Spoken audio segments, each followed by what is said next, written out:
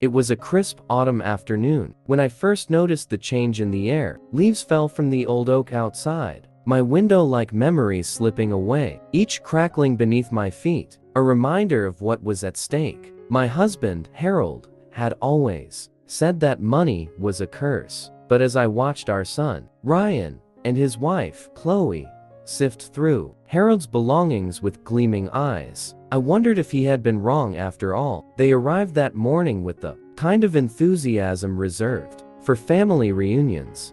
Though I sensed the tension lurking beneath their smiles, Ryan, with his tousled hair and boyish charm, had always been a little too entitled for my liking, and Chloe, well, she had a way of making the air thick with expectation. Together, they were a force of nature, and today, their focus was singular: Harold's estate. "Mom," Ryan said, a little too cheerfully, "we can help you with all this. You shouldn't have to go through it alone." The invitation hung heavy, laced with implications I didn't want to acknowledge. It was 2 weeks after Harold's passing when I discovered the letter, hidden beneath a stack of old tax returns in his desk. My fingers trembled as I unfolded the yellowed paper, the words, "To my beloved wife," swirling with a familiar warmth. But as I read, that warmth turned to ice. Harold had been clear: everything he had was to be divided equally among our children, but with a caveat: if they contested his will or attempted to take advantage of the situation, they would receive nothing. The revelation set off a storm in my mind. I could feel the waves of revenge rising within me, like the wind that rustled the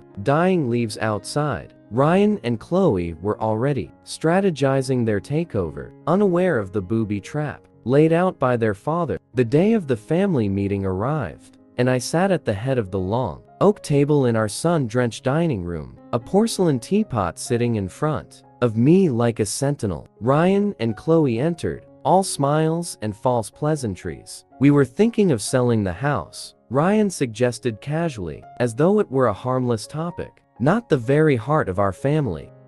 "Why would we do that?" I asked, my voice steady, betraying none of the turmoil brewing inside me. "This house is full of memories. Your father loved it." "Mom, it's just a house. We could make a killing on the market," Chloe interjected, her eyes sparkling with dollar signs. "And besides, you could live somewhere nicer without all this." She waved her hand dismissively around the room. "Without all this clutter?" I countered, my heart racing. The scent of betrayal hung in the air, thick and suffocating. "Mom, it's not a good idea to hold on to things that don't serve you," Ryan said, leaning forward, with a predatory glint in his eye. Oh, how wrong they were. They thought they had me cornered, but I had a secret weapon: Harold's final wishes. Days turned into weeks, and the negotiations over the estate became increasingly intense. I played the dutiful widow, while Ryan and Chloe plotted like kings preparing for war. It was a game of chess, each move calculated,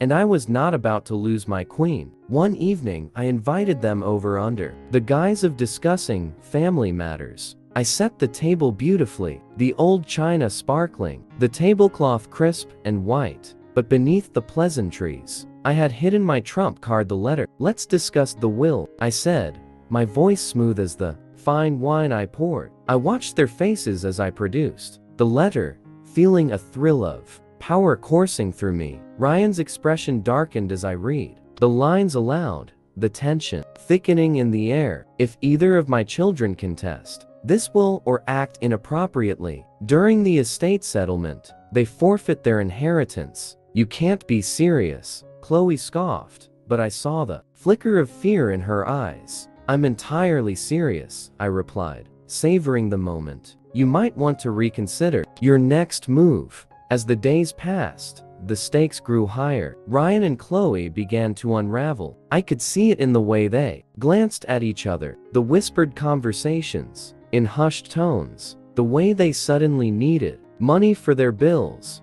Desperation had a way of exposing true colors. It was on a rainy afternoon, the kind that draped the world in shades of gray, that I learned the depth of their greed. I overheard them arguing in the kitchen, their voices raised and frantic. "Do you really think she'll just hand over everything?" Ryan snapped. We can't let her win. Do you have a better idea? Chloe shot back, her tone icy. What if we just take the letter and get rid of her? It's not like anyone would miss her. The chill of their words struck me like a thunderbolt. They had crossed a line I hadn't thought they would dare to. I couldn't let them think they had the upper hand. I decided to act first. I contacted a lawyer, one of Harold's old friends, who was familiar with the intricacies of our situation. Together, we devised a plan to protect my interests while playing into Ryan and Chloe's hubris. I made a few adjustments to my own will, ensuring that they would be locked out entirely should anything happen to me. As they continued their campaign of intimidation, I feigned ignorance, keeping up appearances, while my heart raced with the thrill of impending justice. The final confrontation came one stormy night. The wind howled outside, rain lashing against the windows like an angry mob. Ryan and Chloe barged in, desperation etched on their faces. "Mom,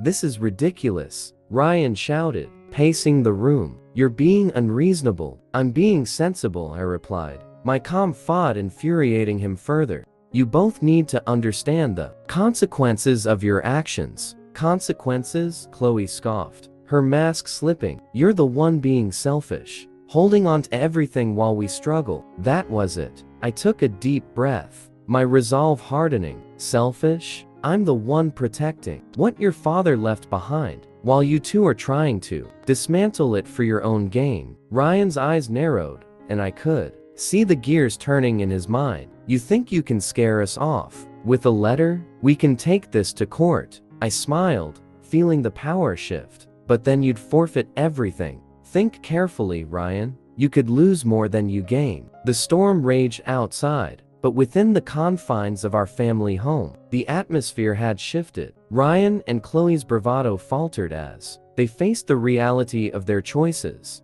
It was a moment suspended in time, a standoff between a mother and her children. They left that night in silence, defeated but simmering with anger. I felt a sense of triumph, yet a pang of sorrow for the family we had lost. But I was resolute no one would take what was rightfully mine. As the weeks passed, I slowly pieced my life back together. Ryan and Chloe faded into the background, their plans unraveling as they realized their dreams of inheritance had turned to dust. I spent my days tending to the garden Harold had loved, each bloom a testament to my resilience. Months later, received a call from Ryan. His voice was low, devoid of its previous bravado. "Mom, can we talk?" I agreed, my heart racing, with a mixture of hope and caution. When we met, he looked older, worn down by the weight of his decisions. "I'm sorry," he said finally, the words heavy in the air. I didn't understand what I was doing. Chloe was not with him,